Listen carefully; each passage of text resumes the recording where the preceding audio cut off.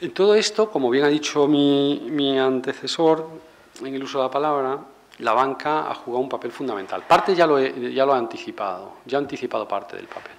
La banca lo que ha sido básicamente es un financiador de los déficits públicos.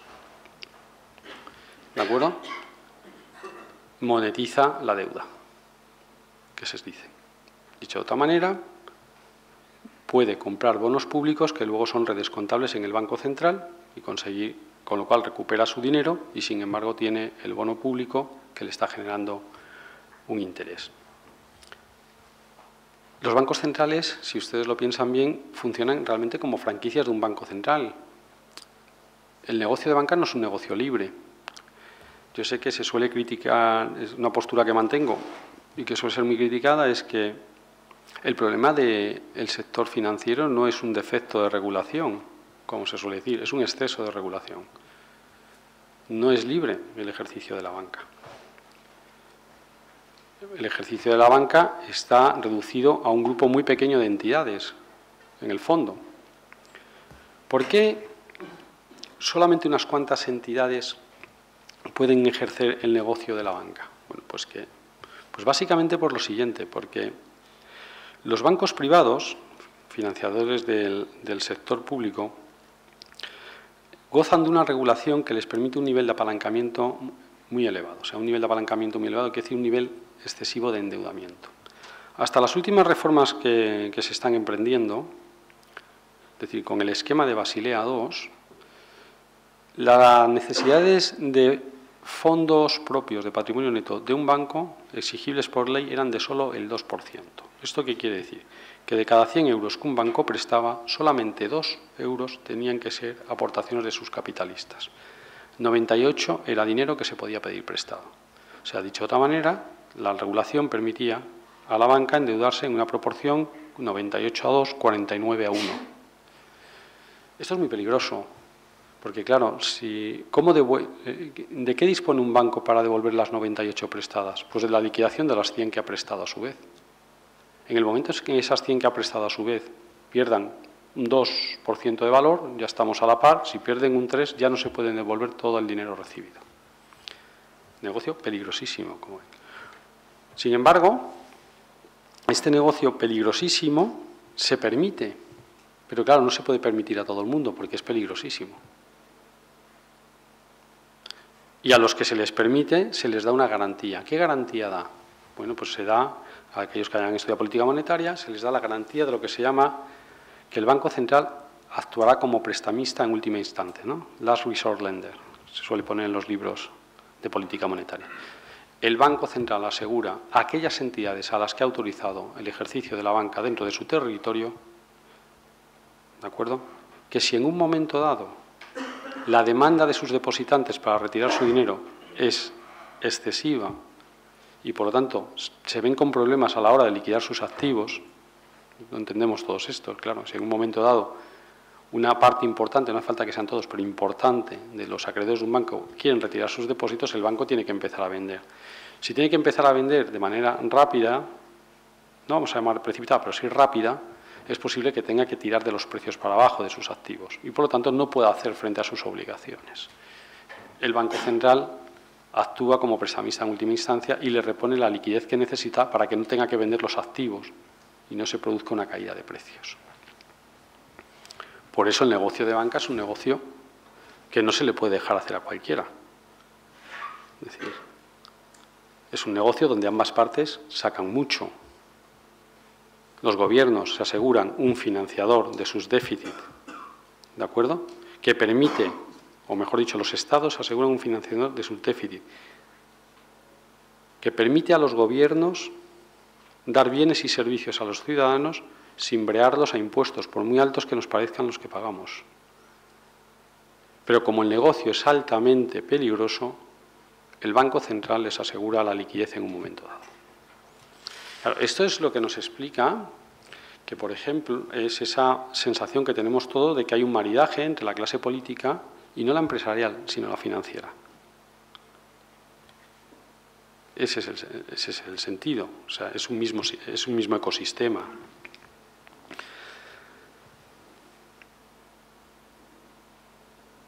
¿Qué papel han jugado en todo esto la regulación y los supervisores? Pues mire, la regulación ha sido un desastre, es un desastre. Los acuerdos de Basilea, vamos a pararnos en el 2, ahora estamos con el 3.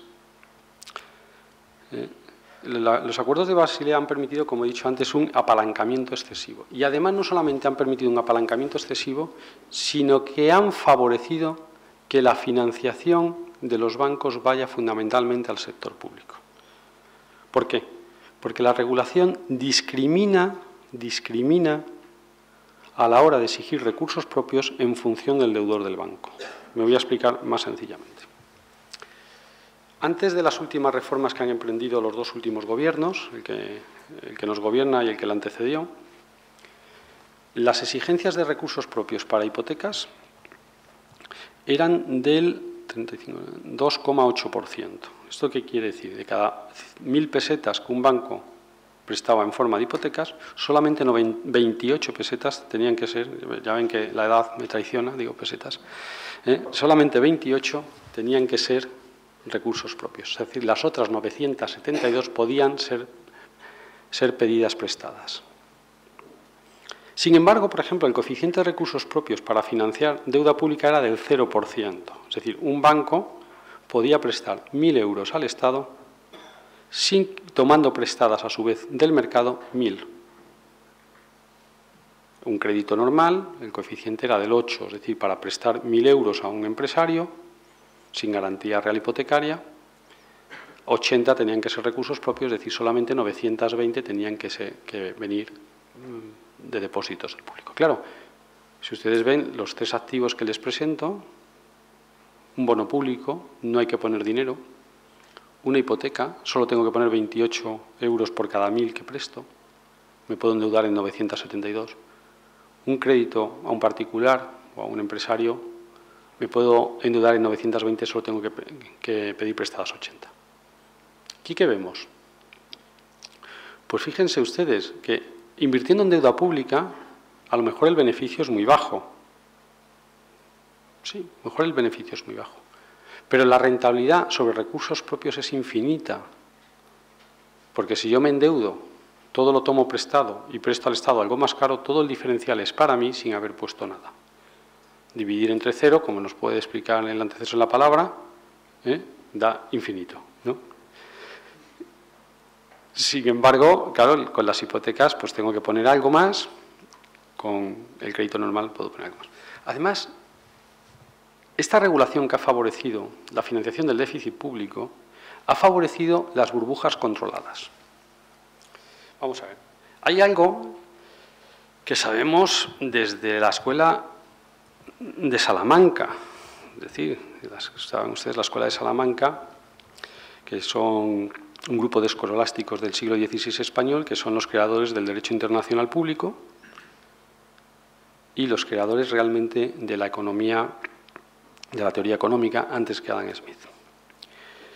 El padre Juan de Mariana, que es uno de estos autores, decía, o ya venían a demostrar, luego les cuento lo que decía el padre Juan de Mariana, pero primero venían a demostrar algo que todos sabemos, que un incremento de la masa monetaria genera inflación.